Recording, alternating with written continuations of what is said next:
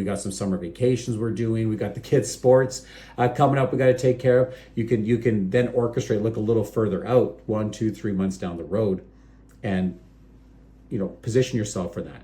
So monthly is really great. Once you've dialed in your weekly habits, the monthly meetings are enough to really stay on course. And then you can also look at, just having a good review monthly, and eventually get to a place where you can have bigger, like a higher view of everything by meeting quarterly or annually. So just reviewing the big picture, seeing the trends, making sure you're on track for your saving goals, your debt reduction goals, and just making sure you're on track for what you want to get done. You can see by meeting every 3 months, 6 months, a year, okay, this is where I was 6 months ago, this is where I'm at today, am I further ahead, and you can dial that in monthly, weekly, you can kind of work backwards at that point in time. So, the way kind of keeping with the driving analogy, if you think of it like this, weekly is checking your speed, making sure you're within the limits. Monthly is filling the gas tank, keeping that rolling. And annually, that's just your vehicle inspection, taking it in, make sure everything is tight, everything's working. So I want to give you a couple how-tos. How do you actually have this money meeting? How do you actually create this spending plan, your budget plan? So I want to give you two simple ways that you can use, and some tools that can also help you begin the process and get started. So method one, if you want to look it up or have some reading on it, it's called zero-based budgeting. Basically what it means is every dollar you have, it's assigned a job. So whether that money is used for spending, it's saving, investing, debt repayment,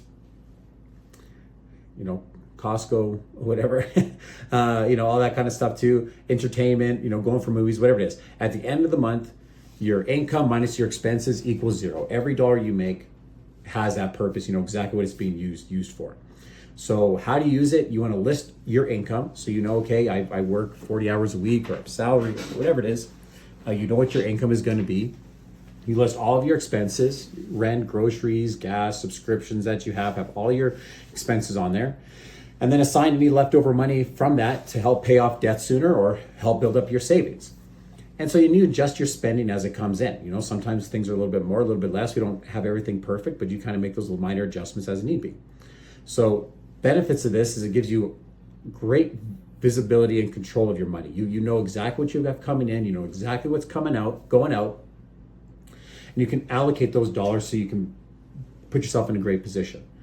Some of the things that some people don't like about this method, it's time consuming at first. It requires a lot of discipline. You've got to be really on top of what's going on and really what's happening here. Now, this is one thing about this method is you want to make sure you've got it. It works really well if you have a consistent income. If your income fluctuates a lot, it's a bit tougher because you have to make sure that works. But this works really well if you have, again, if you're on salary income, it's very stable, your income is very consistent, it works really great for that. Some tools, a common one is YNAB, you need a budget.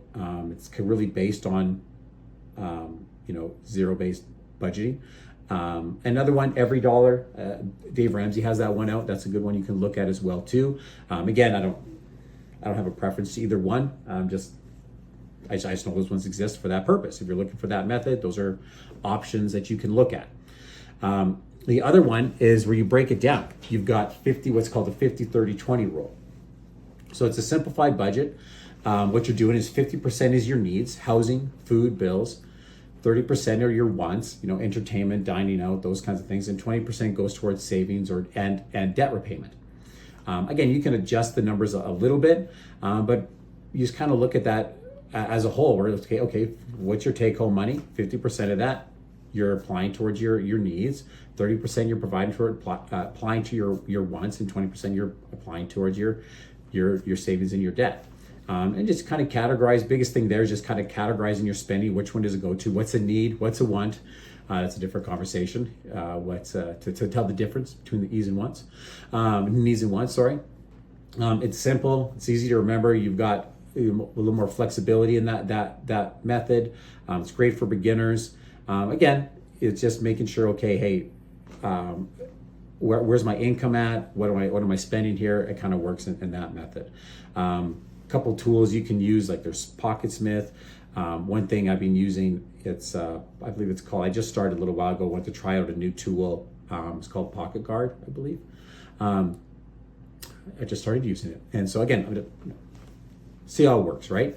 But I find those tools help because it helps categorize. You can just kind of put them out and separate that so it's easy to use. You can look at it quickly, you know where everything is going. And now, like a couple things, what I would encourage you when you're having your money meetings, obviously these are, for me, I kind of look at everything, by myself, kind of get a good idea where everything is at. And then, get through the details, all that type of thing, which a lot of people don't want to look at. And then I talk to, the family and we review everything. And so once you've chosen your budgeting method, what exactly your weekly or monthly meetings should look like is basically reviewing that, having a little checklist, just saying, hey, this is how we did this week. These are some unexpected bills. These were all these planned ones. This is where we're at. This is how things are looking. This is, as you get more dialed in, you can start talking to the family. This is where we're going. If we keep doing this is where we're going to end up. These are all the opportunities that are going to be available. Checking your balances, looking ahead, just discussing all this stuff with your family. Again, some people don't want to get into all the details. Sometimes your spouse doesn't really care about the details so much. If you're having these conversations with your kids, which I think is very valuable, I think you should have these conversations to a degree with your kids. Obviously, age appropriate, what you're wanting to cover with them and talk to them about. But bringing them in the conversation is really, really valuable and just keeps everybody on the same page.